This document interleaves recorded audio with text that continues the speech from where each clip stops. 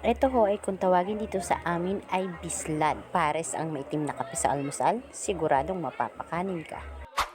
Hi guys, Mama Nings here for another video. Ngayon po pala ay gagawa ako ng bislad or other version ng tuyo dito sa amin sa Mindoro. Sa Manila ang tawag dito ay daing. Dito sa amin sa Mindoro ay bislad kasi binibilad sa araw. Sa una nga po ay hinahati o binibiak lang ito sa gitna tapos tinatanggal yung bituka at hasa. Ang isda na gamit ko ngayon ay tambal. Pero ang tawag namin dito sa Mindoro ay dunpilas. Pero pwede naman kahit anong klase na isda. Pero dahil ito ang pinakamadalas na nahuhuli dito sa amin sa dagat, ito yung madalas naming binibislad. At sakto dahil nandito ngayon si Mister, umuwi siya from work, galing pa siyang Rizal kasi nag-birthday yung anak na para kahit pa paano may bitbit siya pagbalik niya ng Manila. At balik na nga po tayo sa aking ginagawa. Pinagsama-sama ko lang yung paminta, bawang, betchin, asin at suka. Pagkatapos ay haluin lang ito hanggang sa matunaw yung asin at saka yung betchin. At nilagay ko lang isa-isa yung tamban para ma-absorb niya yung mga lahat na ingredients na nilagay ko. Pagkatapos ay binabad ko lamang ito ng mga 5 minuto para mas manuot yung lahat ng sangkap na inilagay ko. At sunod naman ay ibibilad na natin ito. At tamang-tama dahil maganda ang panahon ngayon, sobrang init po dito sa amin ngayon sa Mindoro. Kaya for sure isang araw lamang ay tuyo na agad ito.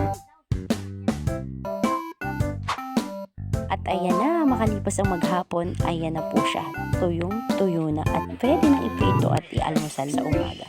Hanggang dito na ulit. Salamat po sa panonood. See you in my next video. Thank you for watching. God bless you.